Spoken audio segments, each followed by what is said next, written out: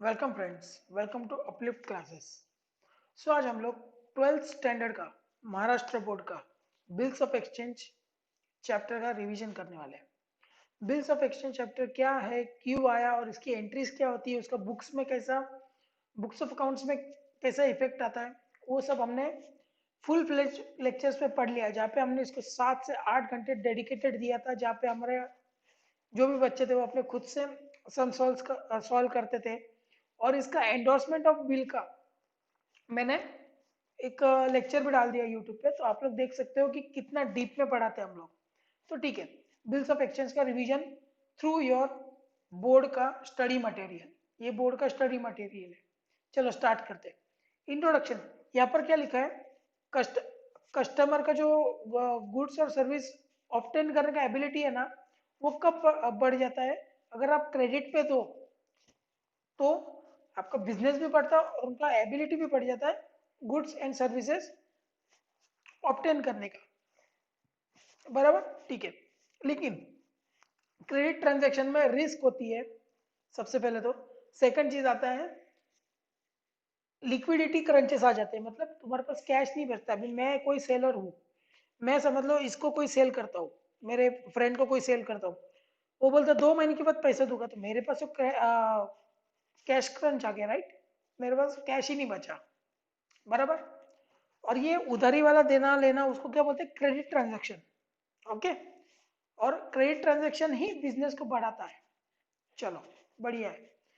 तो ये cash crunches और इलिक्विडिटी, ये सबको खत्म करने के लिए बिल ऑफ एक्सचेंज का इन्वेंशन हुआ, राइट। मैं इसे बोलता हूँ इन्वेंशन हुआ, ठीक है। चलो,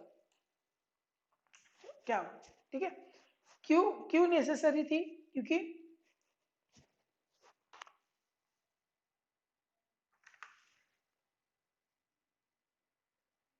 कहाँ से पढ़ना था।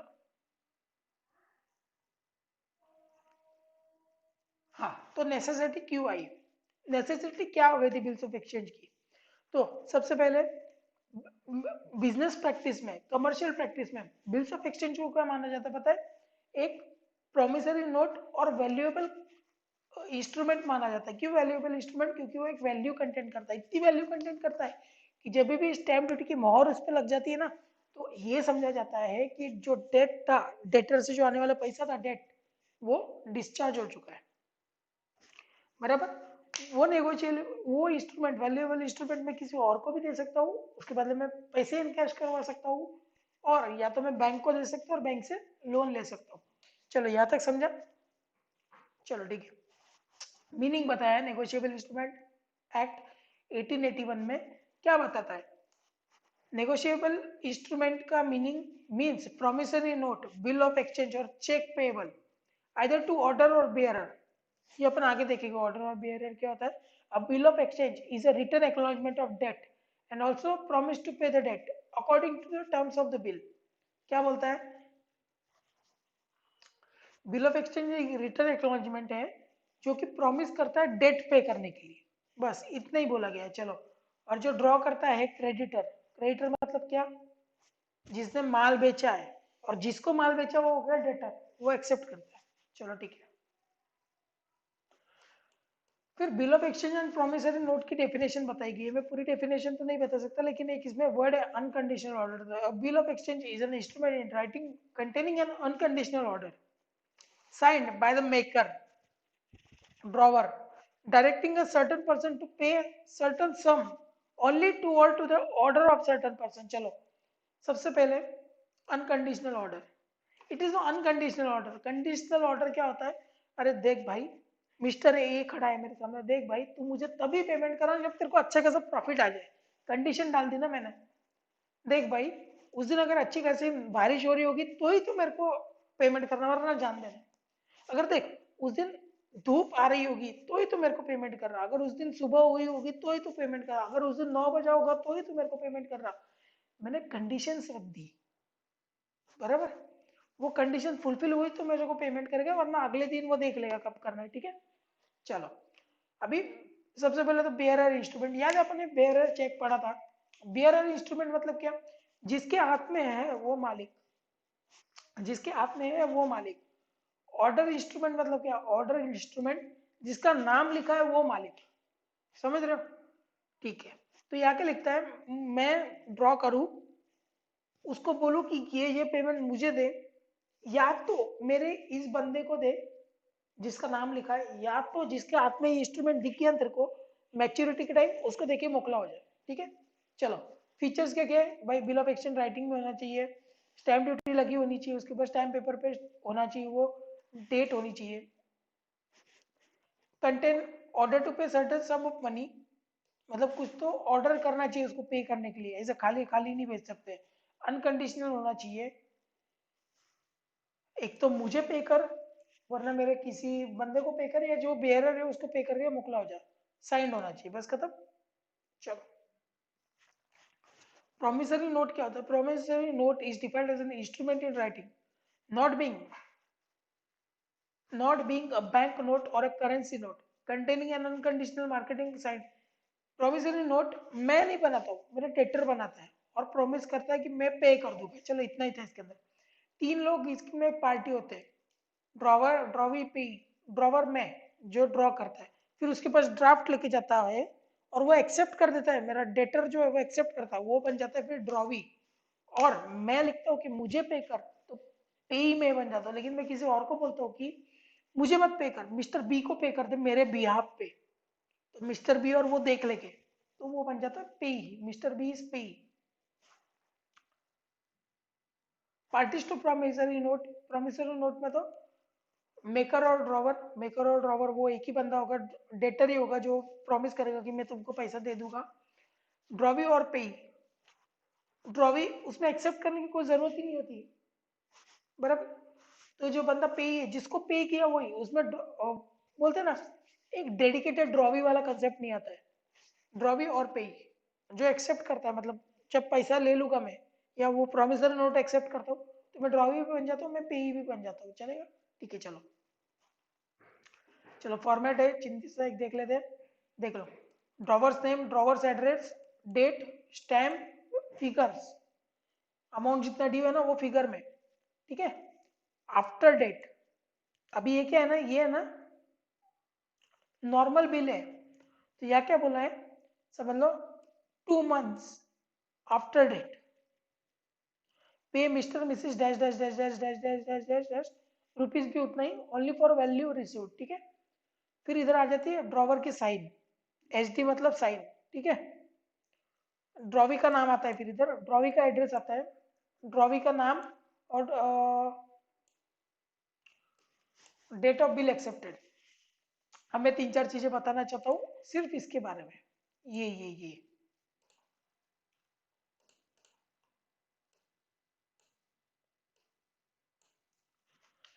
ये नॉर्मल बिल ऑफ एक्सचेंज में यहाँ आएगा आफ्टर डेट, बराबर। अगर ऑन डिमांड रहा, ऑन डिमांड मतलब क्या होता है, जब मैं मांगू तब मेरा पैसा मेरा, तो यहाँ पे आएगा ऑन डिमांड, फिर ये आएगा ही नहीं, इधर आ जाएगा ऑन डिमांड, समझ रहे हो? जब मैं मांगू पैसा दे देने का, तो इधर आफ्टर डेट नहीं आएगा, फिर ये पूरा लाइन ही नहीं आएगा ये वाला, ऑन डेट आएगा, सिर्फ आए ऑन डिमांड आएगा, बराबर। देखो कितने टाइप के एक्सेप्टेंस है, जर्नल एक्सेप्टेंस जो अपन ने ऊपर देखा, क्वालिफाइड एक्सेप्टेंस मतलब जहाँ पे कोई कंडीशंस डाली जाती है उसको बोलते हैं qualified acceptance. Qualified as to time मतलब टाइम का क्वालिफाइड, लाइक भाई 2 से 4 के बीच में मेरे को देना। प्लेस का क्वालिफाइड, मेरे को मुंबई नहीं, मेरे को नंदुरबार आके दे या मेरे को पूना आके दे, ठीक है। क्वालिफाइड टू अमाउंट, वो डेटर मेरे को बोलता है भाई साहब 15 बहुत ज्यादा हो जाता है, 12 ले लो, 12 बिल्स रिसीवेबल, 3 में कैसे दूसरी जगह पे से करके देता हूँ, तो qualified to amount. Qualified to parties, मैं बोलता हूँ मुझे मत पे कर, उसको पे कर, उसको बोलते क्वालिफाइड टू पार्टीज।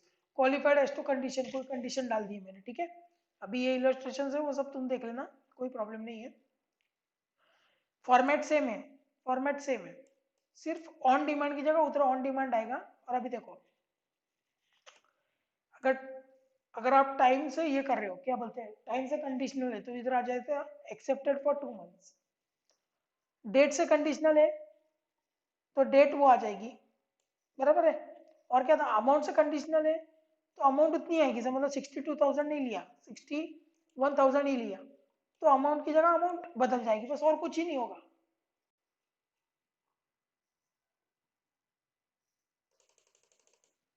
समझ गया? वो तो आप जब देखोगे तब भी पता चलेगा यार। अच्छा, ठीक है। थोड़े बहुत टर्म्स है बिल के। सबसे पहले तो टर्म्स, टेन्योर और टेन्योर ऑफ बिल, कितने महीने का कितने दिन का बना रहे हो, दैट इज इंपॉर्टेंट। और अभी और एक चीज ध्यान में रखना, अभी आ रहा है 2020, मतलब 2020 चल रहा है, खत्म हो गया, अभी तो 2021 आ गया। अगर आपको कोई 2020 का एग्जांपल देता है तो 366 लेने का नीचे अगर, और 20 तो 365 लेने का, ठीक है। ये बात ध्यान में रखना, एग्जाम्पल के ऊपर डिपेंड करेगा। इंटरेस्ट इंटरेस्ट कैलकुलेशन के लिए ये लगेगा। देखो, टेन्योर ऑफ द बिल, भाई कब तू देने वाला है मेरे को पैसा। ड्राफ्ट मतलब मैं बिल बनाता हूँ, जब तक वो एक्सेप्ट नहीं होता है ना तब तक वो ड्राफ्ट रहता है, ठीक है। डेज ऑफ ग्रेस, 3 दिन ग्रेस के मिलते हैं, ऐसा मतलब मैंने 15 अगस्त के दिन, चलो ऐसा करता हूँ मैं, 15 जून के दिन, मैंने सब मतलब 15 जून के दिन बोला कि after 2 months I will pay you 10,000, oh you pay me 10,000। तो मुझे एक चीज बताओ, ड्यू डेट क्या आएगी 2 दिन के बाद, 15 अगस्त, बराबर। लेकिन उसमें 3 दिन है ना, 3 दिन ऐड कर देने के,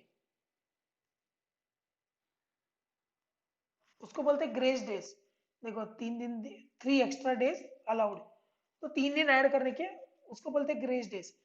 कोई चीज अगर तू ग्रेस डेज बिना ऐड करे करता है उसको बोलते हैं नॉमिनल ड्यू डेट, और जो ग्रेस डेट ऐड करने के बाद होती है उसको बोलते हैं लीगल ड्यू डेट। चलो ठीक है। जो date without adding grace date, that is known as nominal date. The date which is after adding, the due date which is after adding the grace date is known as legal date. चलो चलो चलो, बढ़िया है बढ़िया है बढ़िया है। Date of maturity और due date of the bill वो निकालना पड़ता है। अब इसमें एक प्रॉब्लम है, समझ लो। डेट अपना आ रहा है 15 अगस्त, मैच्योरिटी डेट आ रहा है with grace days without grace days 15 अगस्त आ रहा है। तुमको ही पता था, मुझे भी पता था, पूरे संसार को पता है कि 15 अगस्त के दिन क्या होता है, इंडिपेंडेंस डे, छुट्टी होती है। तो जानबूझ के तुमने ऐसा बनाया छुट्टी के दिन का, तो एक काम करो, अभी 14 अगस्त के दिन पे करो। और समझ लो, एक बिल था जो 22 मार्च को ड्यू डेट थी उसकी, 22 मार्च को मैच्योर होने वाला था, और 21 की रात को मोदी जी आके बोलते कि 22 को लॉकडाउन लग गया। अब क्या प्रॉब्लम हो गया? ये तुमको पता था कि 22 को होने वाला जनता कर्फ्यू? नहीं पता था। तो लॉ बोलता है कोई प्रॉब्लम नहीं, 23 को दे दो। देखो, जो चीज सबको पूरी दुनिया को पहले से पता है ना, कि संडे हो गया, ये नेशनल हॉलीडे हॉलीडे हो गया, तो पहले वाला दिन इज योर मैच्योरिटी डेट। और अगर कुछ एकदम से आ गया तो next day is your maturity date. समझ गया? चलो बढ़िया है।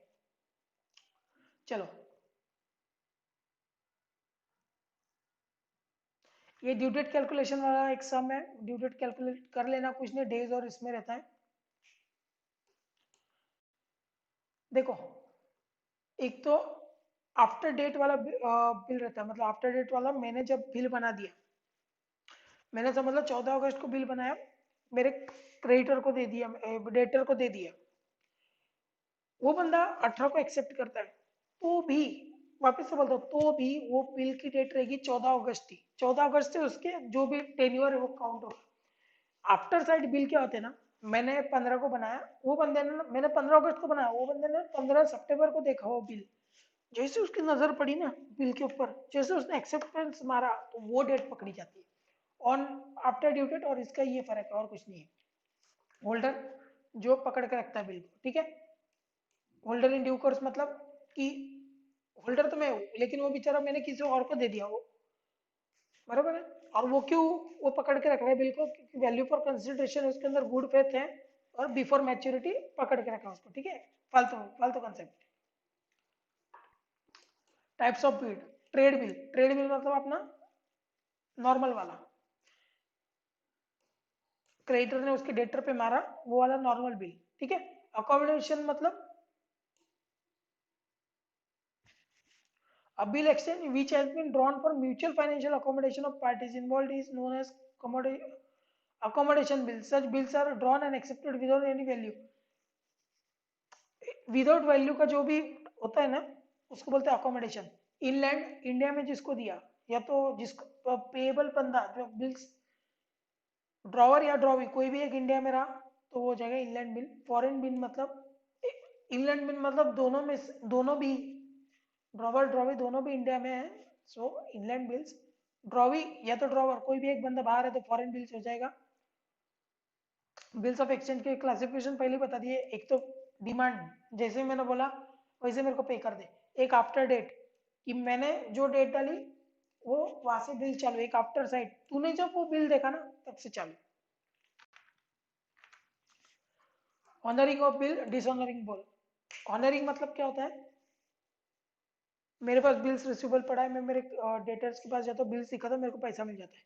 डिसऑनरिंग ऑफ बिल्स ऑफ एक्सचेंज क्या होता है मैं मेरे डेटर के पास जाता हूँ मेरे मुंह पे बिल फाड़ देता है.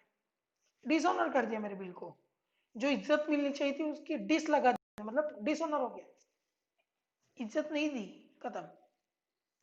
बिल्स दो हिसाब से ऑनर और डिसऑनर हो सकते हैं. Dishonour bye non acceptance. मैंने बिल बनाया उसको दिखा वो बंदे ने एक्सेप्ट ही नहीं किया. अपने अकाउंट्स में ये एंट्री आएगी नहीं. अकाउंट्स में आएगा ही नहीं. अकाउंट्स को लेना देना क्या जब तक जब तक एक्सेप्ट नहीं करता ना वो तब तक आएगा ही नहीं अपने बुक्स में. Dishonour bye non payment. Dishonour bye non payment मतलब एक्सेप्ट कर लिया मैंने अकाउंट में एंट्री भी मार ली मैंने. आके देखोगे अगर फुल कोर्स लोगे तो अकाउंटिंग एंट्रीज क्या होती है वो तक कर ली मैंने. बट वो जब पेमेंट के लिए गया उसने मना कर दिया. जब पेमेंट के लिए गया एक्सेप्टेंस के लिए जब पेमेंट के लिए गया तब मना कर दिया उसने. तो ये चीज अपने अकाउंट्स में आ जाती है. ठीक है. अभी नोटिंग ऑफ पता नहीं मेरे को नोटिंग ऑफ डायनासोर बोलने वाला था. Noting of dishonour. ठीक है चलो ठीक है. नोटिंग ऑफ डिसऑनर मतलब क्या होता है पता है उसने तो डिसऑनर कर दिया. मेरा मेल ईगो हर्ट हो गया मेरा ईगो हर्ट हो गया मेरा फीमेल ईगो भी हर्ट हो गया. सब ईगो हर्ट हो गए कि साला इसको टाइम दिया इसने सब खत्म कर दिया. और तो गवर्नमेंट क्या बोलती है शांत हो जा. अपना एक नोटरी पब्लिक है उसके पास जा नोटरी ऑफिसर उसके पास जा उसको वो बिल दिखा. वो कुछ नोटरी फीस वगैरह लेगा लेकिन तेरा जो है ना एक रजिस्टर में आ जाएगा कि ये बंदे ने तेरे को धोखा दिया है. वरना बता किधर जाता कोर्ट में जाता बोलता प्रूफ क्या है. वो पलट जाता है नहीं नहीं मैं देता हूँ तुमको पैसा देता हूँ उसमें क्या है. मैंने ऐसा बोला ही नहीं कि मैं नहीं दूंगा. तो उससे अच्छा क्या है मैं नोटिंग ऑफिसर के पास जाके उसको नोट करवा लेता हूँ कि इसने खत्म कर दिया. फिर नोटिंग ऑफिसर भी चतुर रहता है वो एक सर्टिफिकेट दे देता है मेरे को कि हाँ इसने तेरे को धोखा दिया. उसको बोलते हैं प्रोटेस्ट. ठीक है ठीक है ये जान दो. Noting charges. अभी ये इतना भीतर काम कर रहा है इतना सर्टिफिकेट बना रहा है तुमसे कुछ लेगा कि नहीं उसको बोलते हैं नोटिंग चार्जेस. नोटिंग चार्जेस जो है वो मैं पे करता हूँ लेकिन अल्टीमेट बोन कौन करता है पता है ड्रॉवी जिसने साले ने डिसऑनर किया है वो बेयर करता है. समझा यहाँ तक. चलो फिर क्लासीफाई होता है अलग अलग लोगों के लिए अलग अलग बिल्स. अभी बिल्स क्या है ना बिल्स बिल्स तारक मेहता का उल्टा चश्मा. जो चश्मे में से देखोगे उल्टा दिखेगा सीधा दिखेगा. मैं क्रेडिटर हूँ और उसके पास से मेरे को पैसा लेना है तो मेरे लिए बिल्स रिसीवेबल. वो भाई को पैसा देना है तो बिल्स पेएबल खत्म. चलो ये हो गया. अभी चार चीजें आती है. बिल्स रखे रखे मेरे पास क्या करूँ करना है कुछ काम तो चार चीजें कर सकता हूँ. Returning the bill till the due date. पड़े रहने दो ड्यू डेट आएगा तब दिखा के रिटर्न कर लूंगा मैं बिल. मतलब तब दिखा के कैश ले लूंगा. दूसरा मैं क्या कर सकता हूँ भयंकर आलसी उठा भी नहीं जा रहा मेरे से. मैं क्या कर सकता हूँ बैंक को बुलाता हूँ बैंक बैंक बैंक बैंक एक काम कर ये बिल ले. तेरा जो भी कमीशन होगा वो तू ले लेना मेरे को नहीं चाहिए कुछ. लेकिन मेरे सारे बिल यार कलेक्ट करके मेरे को दे दे यार प्लीज. तो क्या हो गया sending bill to bank for collection. बराबर. फिर क्या होता है फिर तीसरी चीज आती है भिखारी आदमी बहुत गरज है पैसों की. साला 2 महीना लटका के चले गया. मैं क्या चाहता हूँ बैंक बैंक बैंक बैंक एक काम कर रहा है प्लीज मुझे है ना थोड़े पैसे दे दे. ये बिल है मेरा 1 लाख रुपए का. तो बैंक बोलता है पागल तेरे को 98,000 में देता हूँ 2,000 मेरा कमीशन काट लेता हूँ जिसको बोलते हैं डिस्काउंटिंग चार्जेस. ओके, अभी ये भी नहीं करना है मेरे को मैंने यूटीआईएस का डिग्री लिया है, यूटीआईएस पता ना, इसकी टोपी उसके सर, उसका मैंने डिग्री लिया है। तो मैं क्या करता हूँ, इसका बिल उठाता हूँ और मेरे क्रेडिटर को दे देता हूँ, मेरा क्रेडिटर जिसको मेरे को पे करना है, तो उसको बिल देता हूँ, भाई तुम दोनों देख लेना, मेरा झंझट निकालो इधर से। इसके बाद में इसकी सब अकाउंटिंग एंट्रीज है, वो मैं शायद ही इसके अंदर नहीं बता पाऊंगा, ये थियरी लेक्चर से। फिर भी मैं ट्राई करता हूँ कि फटाफट नहीं बताऊंगा, सॉरी नहीं बता पाऊंगा फटाफट क्या, इसको 6 घंटे लगाए थे हमने पढ़ने के लिए।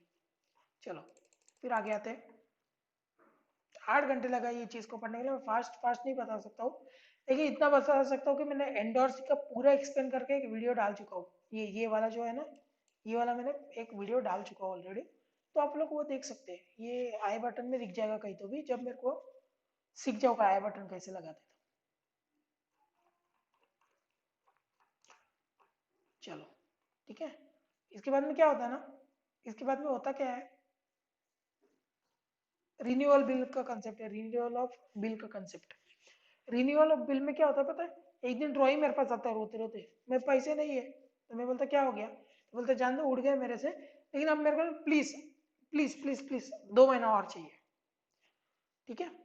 या तो एक दिन क्या होता है, मैं जाता हूँ साला पैसा कलेक्ट करने के लिए, वो उधर से करता है मेरे को, बोलते पैसा ही नहीं, मैं दूंगा ही नहीं। फिर मैं बोलता पापा ये ले नया बिल ले, लेकिन पैसा तो देना ही पड़ेगा ना। बोलते ठीक है नया बिल बना दो, मेरे को फ्रेश बिल बना दो, ठीक है। ये कंसेप्ट में होता क्या है देखो, सबसे पहले एक तो कैंसिलेशन और डिसऑनर तो बिल करना ही पड़ेगा, ओल्ड बिल। फिर है ना इंटरेस्ट, उसको बोलेगा देख भाई तू इतना रिक्वेस्ट कर रहा है या कर रहा है, तो कोई इंटरेस्ट तो पे करना ही पड़ेगा मेरे इसके ऊपर, इंटरेस्ट वो पे करेगा मुझे। तो इंटरेस्ट का एक एंट्री आएगा, देखो सबसे पहले कैंसिलेशन का एक एंट्री, फिर इंटरेस्ट का एक एंट्री।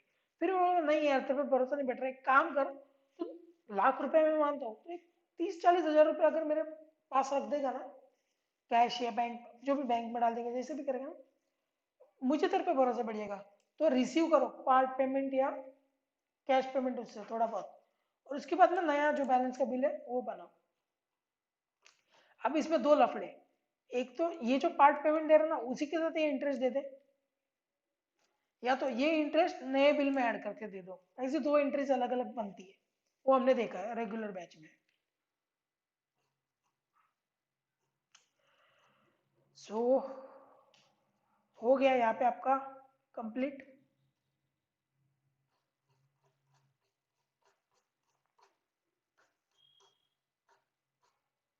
चलो एक चीज बतानी रह गई थी, किधर क्या रे भाई, देखो जो अपन कलेक्शन के लिए भेजते हैं ना बिल को, तब बैंक चार्जेस लगते हैं, और डिस्काउंट के लिए भेजते हैं तब डिस्काउंटिंग चार्जेस। अब होता क्या है, और एक चीज रह गई, रिटायरमेंट वाली चीज रह गई ना यार, ऐसे कैसे रह गई, सब्सक्रिप्शन पूरा दिया है सर, फुकट में तो फुकट में है, लेकिन पूरा पड़ा। चलो, retirement oblique rebate of the bill, उसका मतलब क्या होता है, गया किधर, हाँ 15 अगस्त कौन आता, बंदा 15 जुलाई को पैसे रख के चले गया, तो यार इंसानियत के नाते उसको कुछ डिस्काउंट देना चाहिए कि नहीं, बस पैसे अगर जल्दी मिल गए तो थोड़ा बहुत डिस्काउंट दे दो उसको। अभी नेक्स्ट कंसेप्ट आता है इंसॉल्वेंसी ऑफ ड्रॉ, इंसॉल्वेंसी मतलब वो दिवाला निकल गया उसका, ड्रॉई का भिखारी बन गया वो। अब मेरे को पता है इसके पास आए तो आए पैसे, वो भी कब, जब गवर्नमेंट इसका घर वर बेचेगी, तब थोड़े बहुत आए तो आए। चलो, तो उस टाइम पे क्या होता है कि जितने पैसे आए वो तो ठीक है, और बाकी के जितने भी है वो बैड डेट्स हो जाते हैं। बैड डेट्स मतलब वो मेरा लॉस हो गया, वो पीएनएल में चार्ज करके मैं खत्म कर देता हूँ। ओके गाइस, तो ये 15-20 मिनट्स में इतना ही कर सकता था मैं तुम्हारे लिए।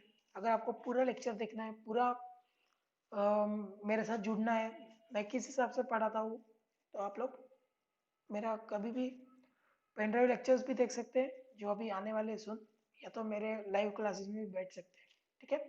Thank you. ये जो है, ये जो लेक्चर से आपके थ्योरी कवर कर देगी, वो भी पूरी तरीके से नहीं, कोई ये मत समझना कि हम लोग इतना पढ़ ले तो एग्जाम में पास हो जाए, नहीं। हाँ, लेकिन आज अगर आप ये फर्स्ट टाइम देख रहे हो, फिर भी मैं श्योरली बोल सकता हूँ एक्सरसाइज के फिलिंग द ब्लैंक्स में से आप एटलीस्ट 5-6 चीजें सॉल्व कर सकते हो, ठीक है। So thank you.